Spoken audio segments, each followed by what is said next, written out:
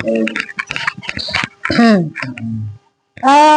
assalamualaikum warahmatullahi wabarakatuh. Waalaikumsalam. Ulangi lagi. Assalamualaikum. Oke, bismillahirrahmanirrahim. Assalamualaikum warahmatullahi wabarakatuh. Waalaikumsalam warahmatullahi wabarakatuh. Selamat pagi. Pagi. Iya, bagaimana kabarnya? Alhamdulillah baik. Alhamdulillah.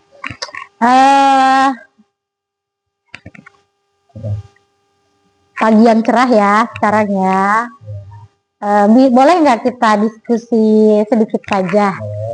Tentang apa? Tentang tafsir Sunyi Lenyepanen. Oke. Tafsir Sunyi Lenyepanen. Kalau untuk saya ya, ini asing sekali loh, Kang. Ya, karena memang tafsir ini jarang sekali dibahas. Oh.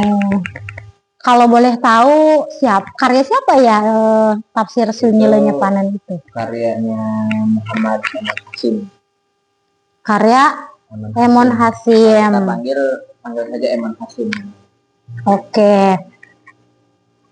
Emon Hasim itu bagaimana ya latar belakangnya? Nah, Emon Hasim ini dia sebetulnya walaupun dia menulis kitab tafsir Sunyi Lenyepanen, yang menarik adalah bahwa Emon Hasim ini bukan seseorang yang lahir dari kultur pesantren, tetapi dia lahir dari kultur budaya. Tidak seperti penafsir pada umumnya, seperti misalnya Sanusi atau Ahmad Romli yang lahir dari dunia pesantren. Jadi tidak heran ketika mereka ini bisa menulis kitab tafsir. Berbeda dengan Emon Hasim ini, dia seorang cendekiawan, seorang guru bahkan dia itu sebelumnya. Dia seorang guru karena dia resah dengan masyarakat Sunda kala itu, dia menulis kitab tafsir yang berbahasa Sunda, dan satu-satunya kitab tafsir mungkin yang ditulis oleh orang yang non pesantren tetapi bisa 30 juz.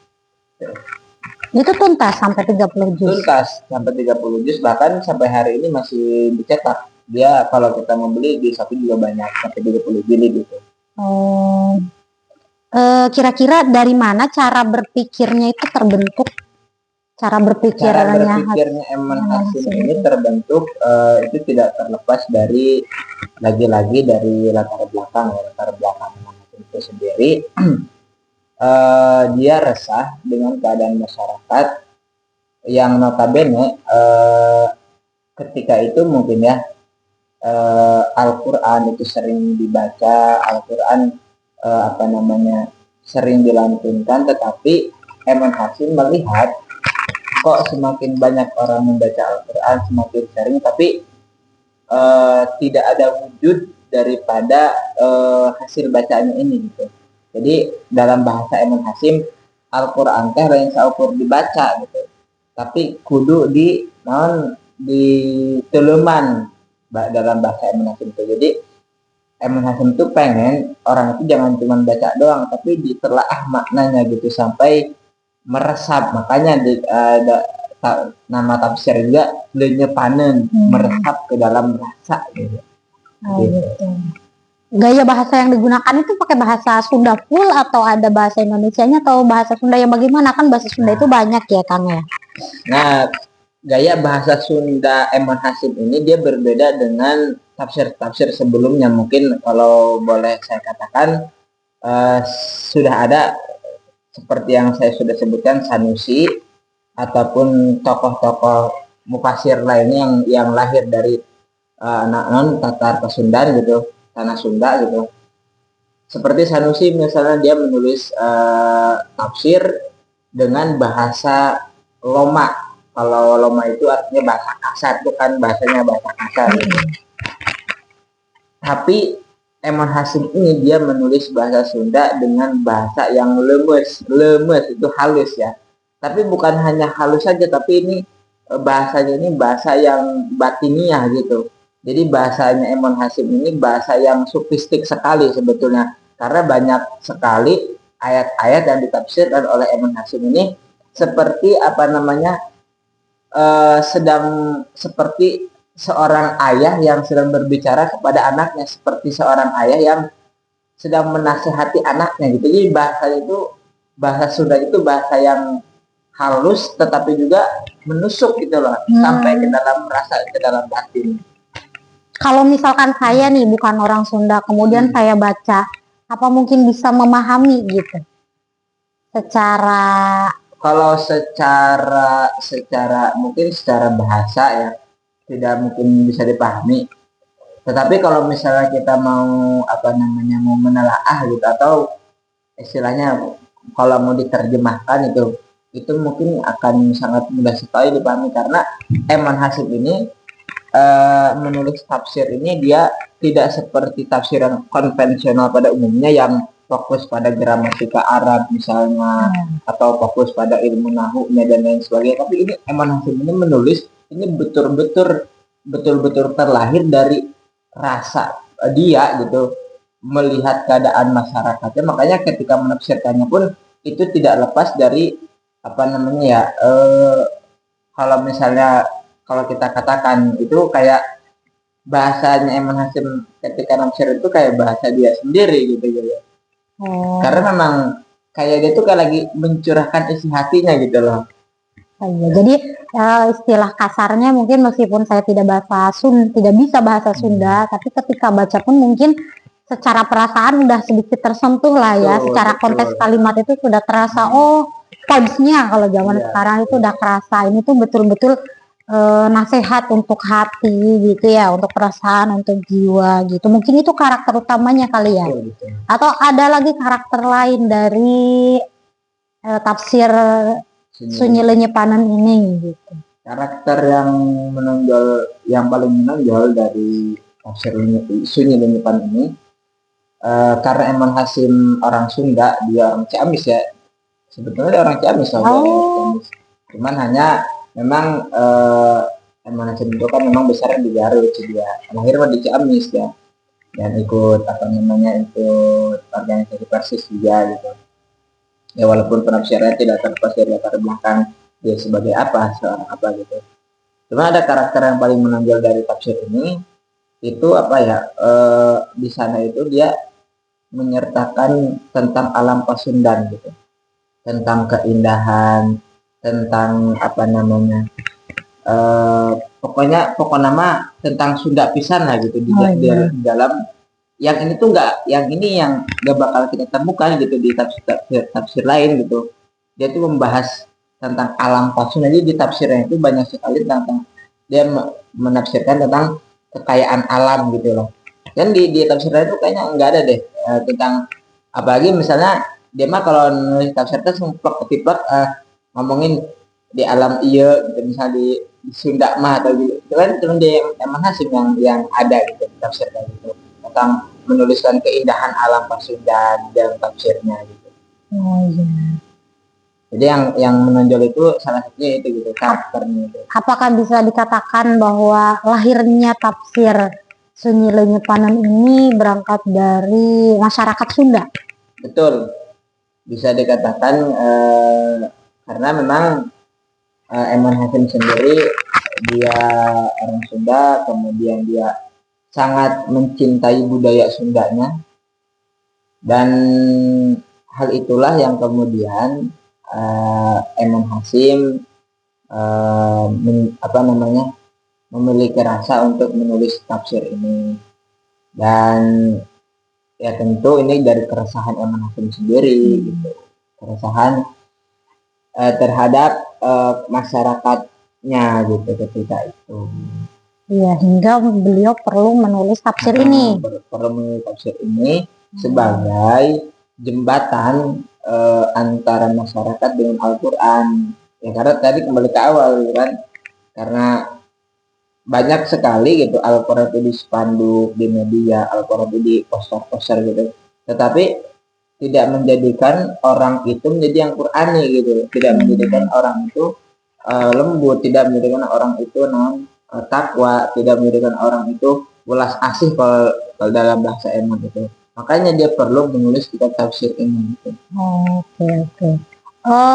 Bisa disebutkan mungkin contohnya tafsir dalam surah apa? Gimana? Contohnya misalnya dia ketika menulis tafsir surah Al-Fatihah ya, alhamdulillahirabbil alamin. Kalau tafsir konvensional pada ini ya udah begitu, segala puji bagi Allah terus salam ya, yang meraja ya, yang apa alam khususnya yang ya Malik Yaumiddin. Tapi kalau Eman Hasyim ini bahasanya begini, alhamdulillahirabbil alamin. Dia itu begini bahasanya. Sebentar saya buka dulu ya, gak apa kan ya. Iya, dapat ya. Dari kualitas juga. Alhamdulillahirabbil alamin.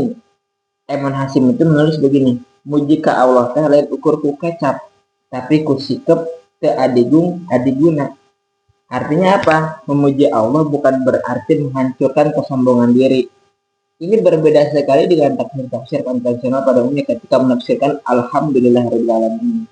Lihat bahasa Eman Hasyim, muji ka Allah teh lain ukur ku kecap, tapi ku sikep teu adiguna. Terus misalnya Ar-Rahmanir Rahim, Ar-Rahman Ar-Rahim. Eman Hasyim menegaskan, mun ngaku nyembah nu maha asih, ulah hirup jadi jelema nu teu boga asih. Ini enggak ada nih tafsir lain yang kayak gini. Cuma unik ya. Unik. Jadi ini unik banget ya.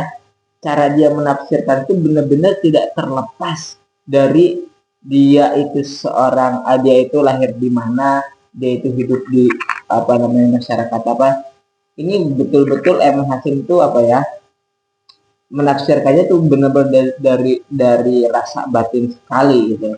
Cara dia apa namanya menggunakan bahasanya gitu di dalam contoh ayat ini gitu misalnya.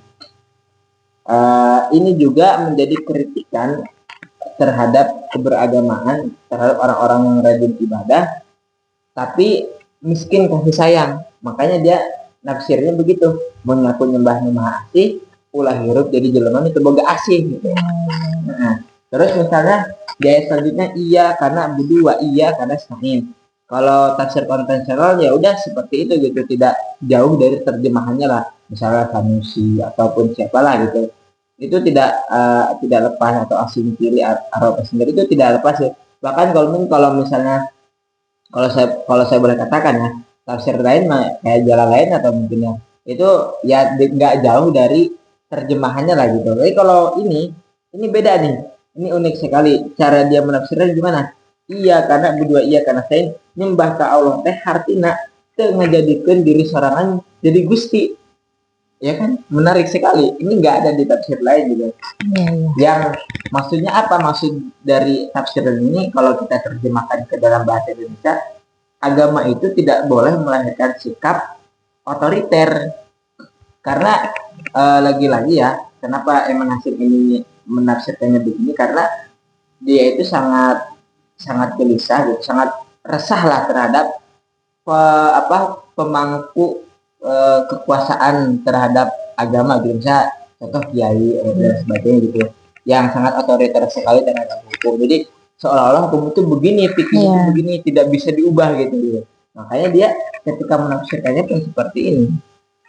Unik ya. Unik sekali ini. Jadi mungkin saya juga nih baru menemukan beberapa bulan yang lalu ya membaca tafsir ini gitu. Saya tertarik juga ini untuk menjadikan ini artikel, walaupun sudah banyak sebetulnya yang menulis artikel ini, tapi tidak sebanyak yang lain ya, karena ini orang masih minim terhadap apa namanya tafsir Sunni Lenyepanen ini. Dan yang paling banyak dikutip itu penulisan artikelnya Jajang Rohmana dia. Nah, ini perlu banget ini untuk dikaji lebih dalam lagi ya tentang tafsir Sunni Lenyepanen ini. Dan kalau mau beli banyak di Shopee itu ada 30 jilid. Oh, berarti diperjilid. Perjilid itu ya, perjilid. Nulisnya kan biasanya ada yang tafsir per tema atau tafsir tematik ya per tema gitu. Kalau Sunni Lenyepanen ini biasa per juz gitu ya. Biasa dia per juz, dia bukan tafsir tematik yang cuman ayat ini, tapi ini enggak, dia full semua 30 juz betul 30 juz itu. Mungkin sekarang kita melihat ke sekarang yang ini kan kehidupan zaman dulu ya, yang karena ini udah tafsir yang dibuatnya bukan tafsir sekarang ya. Kalau melihat kehidupan sekarang ya, dari kata tafsir Sunni Lenyepanen, memang ini unik ya untuk untuk saya yang bukan orang Sunda asli gitu ya. Sunni Lenyepanen, sekilas gitu, Sunni itu adalah Sunyi itu sepi atau supaya perasaan kita itu menjadi tenang, gitu mungkin yang dimaksud sunyi di sini ya. Ya. Atau kalau istilah sekarang itu terkenal dengan istilah healing. Iya. Betul atau tidak? Setuju atau tidak? Kalau istilah healing ya, kan healing itu apa ya, relatif ya sebetulnya. Istilah healing itu kan masih relatif. Jadi kalau menurut saya itu tidak sinkron sih Oh, ketika tidak sinkron ya. ketika kita mau menyamakan antara bahasa sunyi terus diterjemahkan ke dalam bahasa sekarang healing, itu dua kata atau dua term yang berbeda sih sebetulnya. Gitu. Ya kalau Mungkin kalau misalnya healing healing untuk perasaan sekedar gitu. perasaan, untuk menenangkan. Nah, itu yang saya Oh. maksud begitu. Oke, kalau itu mungkin masih lah bisa kita katakan masih oke lah, masih Iya. nyambung. Karena kan tadi saya mendengar bahwa Kang Herwan ini menyebutkan perasaan manusia pada saat itu masyarakat yang jauh dari Al-Quran gitu ya, memahami Al-Quran, dan supaya perasaannya itu semakin adem gitu ya, tentrem gitulah intinya. Nah, kemudian saya melihat dengan zaman sekarang yang mungkin banyak masyarakat yang masih jauh dari Al-Quran juga sama gitu, tapi mungkin ada versi yang kita itu ingin menenangkan diri tapi bukan dengan cara pergi keluar ke tempat-tempat rekreasi atau ke tempat ke tempat-tempat hiburan lainnya gitu ya, wisata gitu. Cuma ini lebih ke healing perasaan, saya ingin menenangkan diri dengan membaca tafsir ini. Itu kayaknya bisa dikatakan seperti itu atau tidak ya? Jadi sunyi gitu ya, tenang. Bahkan kalau misalnya kita korelasikan dengan zaman sekarang, justru tafsir Sunni Lainnya Panenis adalah salah satu tafsir yang sangat yang sangat cocok, yang sangat sesuai dengan zaman saat ini gitu. Yang sekarang ini kan zaman saat ini kan zaman yang bising gitu, yang berisik sekali gitu orang-orangnya kan, yang yang selalu menggunakan ayat Al-Quran sebagai legitimasi kekuasaan, legitimasi keinginan diri sendiri gitu. Nah, Al-Quran tafsir Sunni Lainnya Panenis ini bisa dijadikan sebagai salah satu jembatan untuk zaman sekarang yang bising ini. Iya. Agar lebih Al-Quran itu bukan hanya ya, tidak hanya sampai pada mulut saja gitu, tapi masuk meresap, lenyepanin gitu dalam sanubari yang paling dalam. Oke, mungkin ya. Jadi cocok sekali ya untuk masyarakat sekarang. Berarti memang bukan hanya pada masyarakat zaman dahulu yang melahirkan tafsir ini lahir, tetapi zaman sekarang pun ini masih relevan masih gitu ya. Sekali, karena memang Hasim juga termasuknya dia bukan orang klasik gitu ya. Dia kan Sunni Lainnya Panenis kan modern. abad sekarang modern ya, orang modern dia. Cuma kontemporer. Cuma memang masanya aja yang agak lumayan berjauhan dengan kita. Dan budayanya mungkin saat itu kan budayanya bukan budaya yang sekarang. Iya. Sekarang ini gitu yang makin modern, tapi memang nyambung sekali masih ya. Oke, mungkin ini sudah cukup ya, sudah hampir 20 menit. Ya, untuk terakhir mungkin Kang Herman coba sebagai penutup aja ya, pesan utama gitu ya untuk tafsir Sunni Lainnya Panenis ini bagaimana? Pesan utama dari tafsir Sunni Lainnya Panenis ini, kalau dalam bahasa Imam Hasim adalah Al-Quran mual asub kaati nupinku sorak-sorangan. Ini menarik sekali. Jadi maksudnya gimana? Al-Quran ini tidak akan masuk ke dalam diri kita jika kita ini masih egois gitu. Jika kita ini masih punya ambisi, jika kita ini masih punya rasa dengki dan sebagainya, dia gak bakal masuk. Al-Quran ini akan masuk ke dalam hati yang bersih, ke dalam hati yang tenang, seperti nama tafsirnya gitu, ke dalam hati yang adem. Dan mungkin pesan utamanya juga dari tafsir Sunni Lainnya Panenis ini, jadikan Al-Quran ini harus membuat manusia lebih manusiawi lagi gitu. Karena memang banyak orang baca Al-Quran tapi sikap itu manusiawi gitu. Banyak orang baca Al-Quran tapi setelah baca Al-Quran dia menyalahkan orang lain, mengkafirkan orang lain, kemudian merasa diri paling benar. Iya. Ya, Kang Herman, alhamdulillah ilmu pagi ini saya bertambah dan banyak sekali manfaat yang saya dapatkan, pengetahuan yang saya dapatkan dari tafsir Senilainya Tanam ini menarik untuk dikaji ya. Mudah-mudahan di lain kesempatan saya bisa membaca dan saya bisa memahami bahasa Sunda dengan baik dan benar ya, hingga sampai ke perasaan dan merasakan sunyi dan tenang ya, hingga sampai kepada akarnya. Mungkin sudah cukup sekian Kang Herman. Selamat beraktivitas kembali. Mari kita tutup dengan membaca Alhamdulillahirrabbilalamin. Mudah-mudahan semuanya bermanfaat. Syukron. Assalamualaikum warahmatullahi wabarakatuh. Waalaikumsalam warahmatullahi wabarakatuh.